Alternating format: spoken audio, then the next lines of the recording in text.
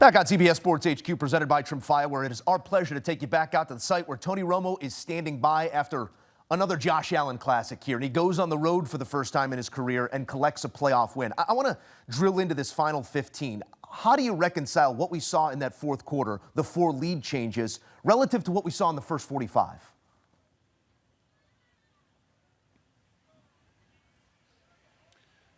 It's football, and it's very difficult to basically communicate to people how you start to learn your opponent as the game goes on. And so what happens is over the course of the game, you all of a sudden figure out, like, okay, when this guy's over here, that means they're doing this. Because early in the game, you don't actually know that, and then all of a sudden you feel it. So quarterback can start to understand that. So sometimes that helps you get to the right spot faster. But I thought this was an incredibly well-played game from both teams. I mean, it feels sad that somebody had to lose because I thought both teams were worthy of victory. But it's why we play the game, and it was just it feels an honor to call the game, honestly. It was just a special day. And we will get to Josh's performance. I do want to go to Jacksonville as we put a bow on their season, and it was a gift to this fan base. You feel like you're headed in the right direction, but it's a game that starts with an errant throw by Trevor Lawrence, then ends with an interception that's just into traffic and a great play defensively. Amazing football in between for a man who's shown great growth this season. How do you process this moment and this performance for Lawrence specifically?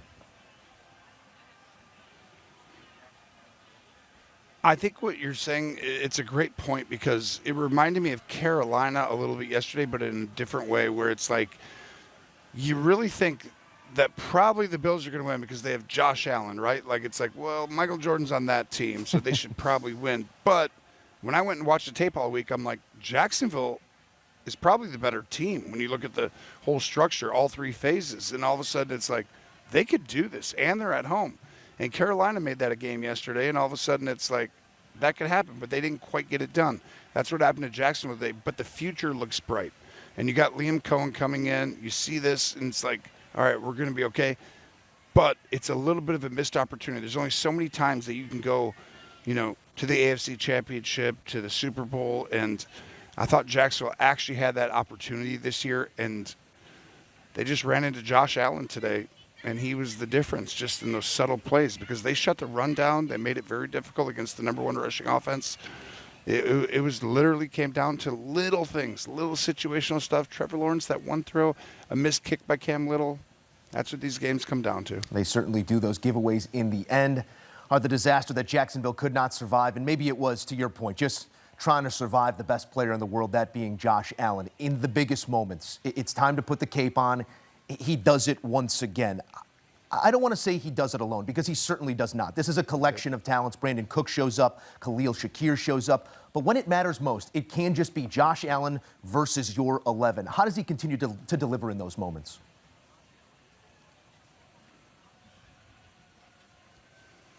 Oh, you said it right there. I mean, the biggest thing is he played the game today, I felt like strategically, almost like he's going to see the score.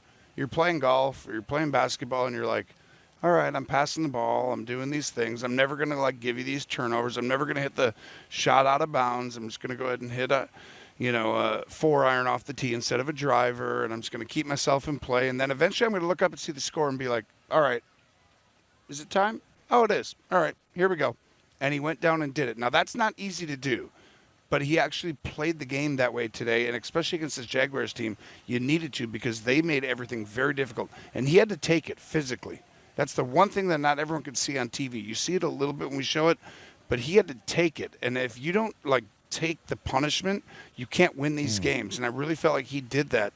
And that just shows a testament to his, intestinal fortitude and his just physicalness about, I'm going to do this regardless. And that's why they won, honestly, in my brain. Tony, I know there's some pretty good golf down there in Ponte Vedra. Unfortunately, golf season has begun for the Jacksonville Jaguars. We appreciate your time, as always, here on CBS Sports HQ.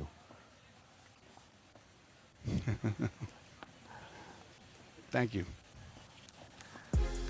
What a game to start our Wild Card Sunday here on CBS Sports HQ. When you need a man, it's Superman. Josh Allen getting it done here with north of 300 total yards in this game, 3 total touchdowns, delivering through the air when need be, and then doing it on the ground when rubber meets road. Allen getting the win on the road at Jacksonville. Here to break it all down, we say hello to CBS lead NFL insider Jonathan Jones, the two-time Super Bowl champ Bryant McFadden, and the future gold jacket Patrick Peterson. Fellas, this was a good game.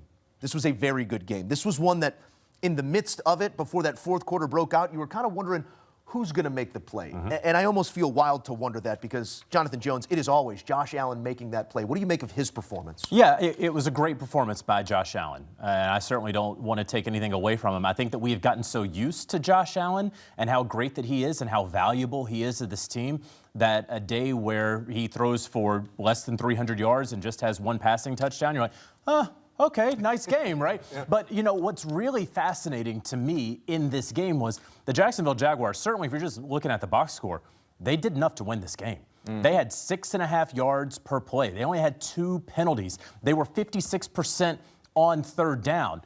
You know, yes, they lost the turnover battle 2-1, but it was the consistent play from the Buffalo Bills, led by Josh Allen, that allowed the Buffalo Bills to win this game, because otherwise it seemed like Jacksonville was doing all the right things necessary to win this game, but they didn't have Josh Allen. And you talk about not having Josh Allen. Josh Allen was smart with the football. He never put the football in harm's way. In terms of playoff moments, if you want to continue to live in playoff football, you have to protect the football. That was the deciding factor, in my opinion. When you look at Trevor Lawrence, guys, Trevor Lawrence played a really, really good game, except 2 plays.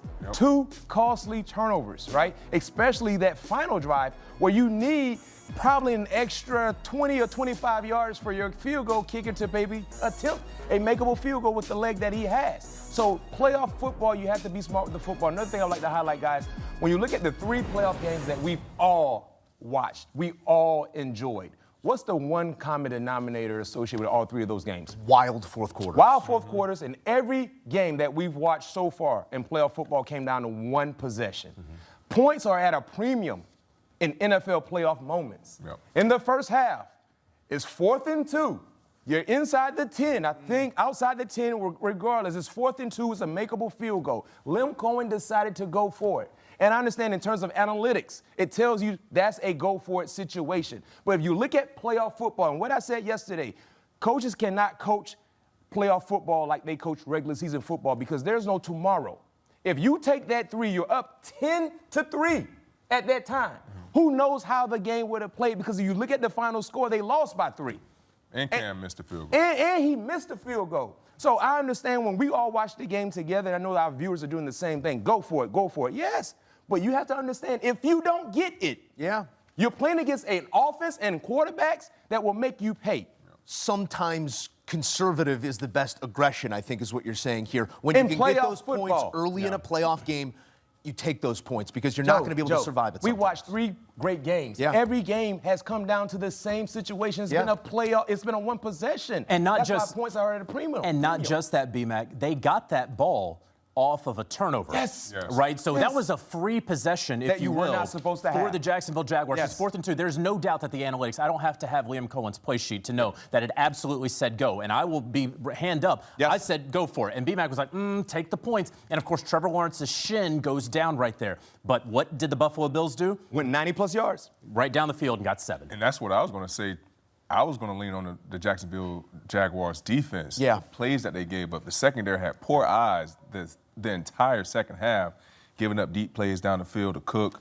Shakir had a nice play up the sideline. So the eyes, and we talk about playoff football. The number one thing in playoff football is preparation, making sure that you're in the right place at the right time, and they had some downfalls in the second. To your point, Trevor Lawrence drives the field twice in the fourth quarter, gives you 14 points in the fourth quarter. I think in terms of, is bad Trevor back? A question that lingered early after that interception where he maybe wasn't seeing the field, and what he gave you in the midst of that game. It built a lot of confidence. But, Pat, I want to take you to that last throw of the game by Trevor Lawrence. What did you see in the coverage and the way that the Bills were able to make a play off a guy that you feel like still just might give you one when you want it? It just seemed like the Buffalo Bills in a 2-man sort of, Trey White playing underneath the receiver, forcing Trevor Lawrence to put the ball in a tough window, and that he wasn't able to do.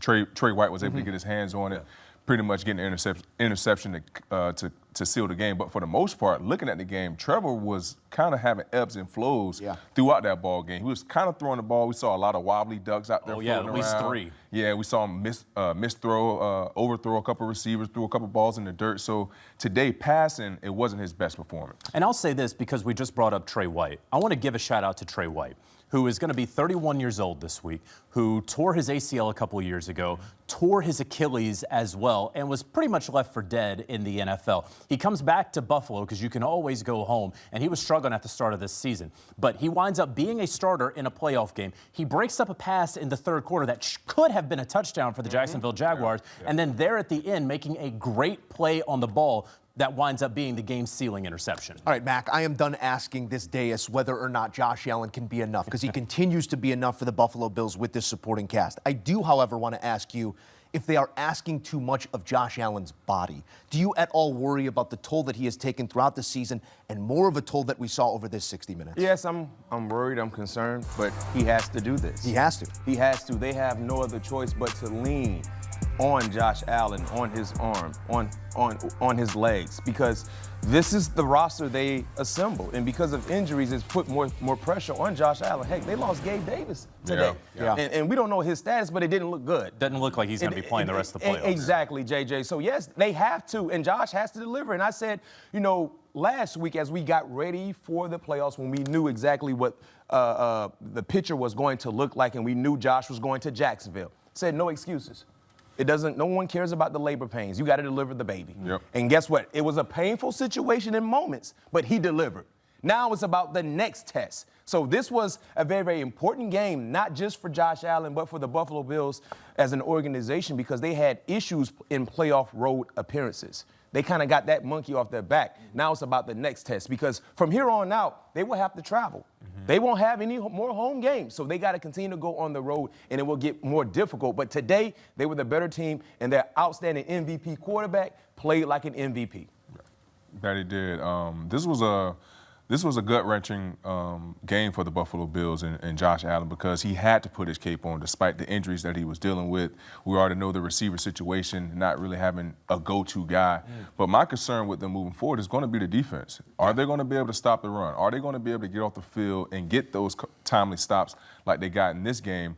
But we don't know who they're going to be playing in the next round, but for the most part, they're going to have to stop the run and have to get James Cook rolling a little bit better to take some pressure off Josh Allen. And they're not going to be facing a rush defense like the Jacksonville Jaguars. This was the best rush defense they'll probably play. Still, the Jacksonville Jaguars, through 18 games this year, never allowed a rusher to have more than 75 yards on the ground. Forget about a 100-yard rusher, and that continued on today. The thing that I'll say about Josh Allen, to answer your question, Joe, is that this is not sustainable. He is 29. He'll be 30 this offseason. His body can't keep this up. They can't think that they're going to compete for Lombardis moving forward with him doing what he has to do right now. But in the future, doesn't matter. This is about the right now. There is no one that's going to be walking through the door. They're going out there with Brandon Cooks as probably their top receiver, who's a guy who wasn't on the team at Halloween. They are going out and hoping that James Cook is going to be able to stay healthy. This is their offense. They may not have Keon Coleman next year because that'll be a decision that they make, but they got to play Keon Coleman right now. They have to. They only got 4 receivers on the roster. Gabe Davis probably isn't coming back, right? And so all of those things, Josh Allen is going to have to carry this team, probably more than he ever has and hopefully more than he ever will. But do you think that can create pressure when he has to do so much to carry the team to victory? Yes, of course. And on top of that, there's the added pressure of, and he's heard it and he will continue to hear it, there's no Patrick Mahomes. There's no Joe Burrow. There's no Lamar Jackson. Tonight, there's going to be an elimination of a Justin Herbert or a Drake May. So the path is clearing out for you. So you better, there are no excuses, and the pressure is certainly going to be there. And it looks like a pressure that Josh Allen is fit to shoulder. It's kind of been this way for him the entire season. So it's not like Josh is in unfamiliar territory. He's been handling this said pressure the entire season because of the injuries and the I guess, questionable personnel at the pass catcher position, but he's done fairly well. I think the biggest concern for me is not about the pressure can he handle, just staying healthy enough. because he was already dealing with an ankle or foot. We saw the finger, we saw the neck, and then we saw the knee. It's Monty Python. It seems like more is piling up. Wound. Yes, more is piling up on him. That's my concern, just from the health side of things. Because if he's healthy, he is built to handle it. Yeah. But if he's dealing with more ailments in terms of his lower extremities, now it kind of takes away the mobility asset that he has, and we know how important that is for his overall game. And then if you take away the mobility, you become the total sum of your pass catchers. I understand that he is capable in throwing the ball. Who's going to go out there and make a play? I want to zoom out here for a second, fellas, because we have had 3 postseason games to this point as we sit and speak. We have had 3 game-winning drives inside of 2 minutes, setting an NFL postseason record through the minimum. Jonathan Jones, what is producing this drama in this game we love so much? I mean, look, it's that you have good on good, because what we did see at the end of the season was we saw the separation of the playoff teams and everyone else, right? Once you get to that week 15, week 16, it's like, if you don't have at least 8 wins, I don't really even need to watch this game. Right? So we saw that, and so that is continuing now. I think the kickoff rule is impacting this right now, because teams are starting with the ball roughly at the 35 versus 7 years ago, teams are starting with the ball at the 20, right? And so that is going to bring in a little bit more drama. You have more teams going for it on 4th down, so you have a lot more high leverage offensive and defensive situations rather than just punting the ball and playing field position, right? That part is also happening naturally. And the one point that we have not made yet is the Jacksonville Jaguars allowed the Buffalo Bills to score with 1:04 left because they were playing the clock. And people were saying, should the Bills maybe take a knee right here and drain 30, 40 seconds off the clock and then try to score? Sean McDermott said, I'm not playing around with this. I'm not getting cute. We're going to play to win, and we're going to score, and we're going to trust our defense. And a few moments later, of course, he was proven correct. When you look at regular season football, I compare that to taking quizzes in schools. Right, you can take a quiz. If you fail, you know you got another quiz coming up in another week or so. Did you take quizzes at FSU? I'm talking high school. Okay, all right. High school. I don't know. We don't have taking quizzes in college. High school, right? High school, when you take quizzes, right? But then when you talk about having that final, that test that determines if you go to the next grade, your studying is different, right? The focus is different, because you know if I mess this up, I might be sitting back. That's how playoff football is. The preparation is different, because you know if you fail, it's a wrap. There's no tomorrow. That's why we're seeing the 1-possession game. That's why year in and year out in the National Football League, playoff is always entertaining, because you don't know what you're going to get. But one thing you do know you will get is suspense. It will keep you tuned in for 4 quarters, or if you get overtime. And that's why the game has elevated, because, yes, it's good on good, but just the preparation. Pat, I said last night when I got my first playoff experience, I was amazed at how fast the game was. I already thought it was fast, but it became faster, because now guys, grown men, are moving at their fastest pace, because they know they can't afford to be hesitant or slow foot at any given time. Coaches are dialed in. Now they're prepping different, and it goes into what we see on the football field when it comes to the display. So I don't know how was your first playoff experience, but regular season and playoff was like, wow, I didn't know it can get more intense, become more intense. No, it's definitely different. The lights are brighter, the air smells a little different. But watching these 3 games that we had an opportunity to watch, these 4th quarter, wins, it's coming back down again to the DB's eyes. We saw 2 plays that was given up on a smoke screen, basically, for the most part. And I can't remember what happened in the Rams game, what gave them that lead, but Colby Parkinson had a great catch. Back shoulder. The tight end. Outside go, But for the last 2 games, it came down to defensive backs. Undisciplined eyes. Taking the cheese. Exactly. Taking the cheese and not being where they're supposed to be. And we talked about playoffs. There is no tomorrow. So there is no moments that you can have back. So you have to play your best at that given moment. Play your best and play your rules, because the rule of the world is if you give Josh Allen a chance, he is going to take it. Grading on a curve, Bryant McFadden, it's pass, fail, and only one moves on. The Bills move on after this one. All right, a look here at Josh Allen in the divisional round. He plays on in 2025. What will the result be? Well, we will wait and see what the matchup will be as the Bills continue to go on the road, but they check that first box in Duval.